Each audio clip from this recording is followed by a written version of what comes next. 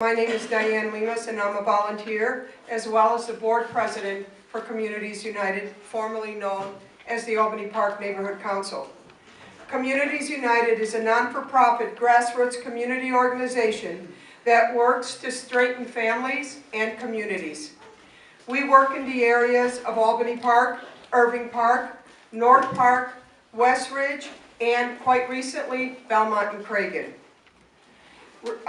We work on several social justice issues such as affordable housing, immigration, healthcare, youth rights, and education. Just like Martin Luther King, we focus on democracy and we develop new leadership through community organizing.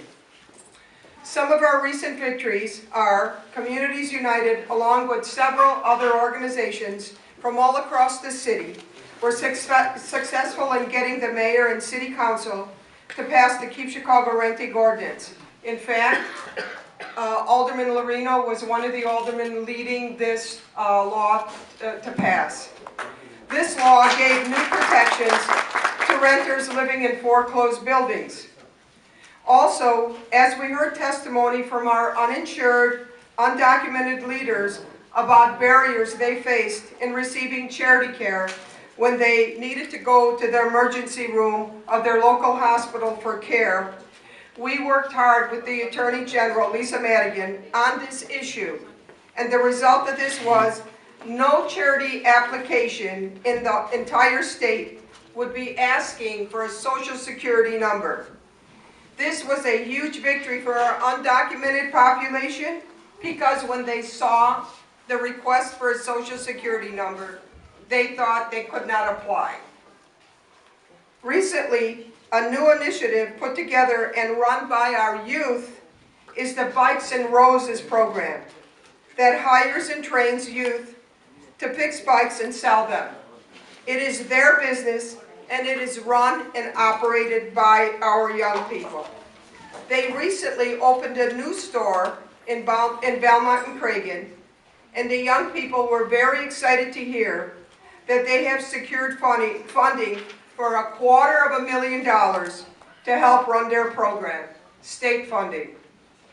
Our plans for the new year is to work with the City of Chicago, Fannie and Freddie Mac, who own most of the foreclosed multi-unit buildings in our area, bundle the properties and purchase these properties with our developer and our finance person to purchase these properties at a discounted price and keep them affordable for families to remain in these homes.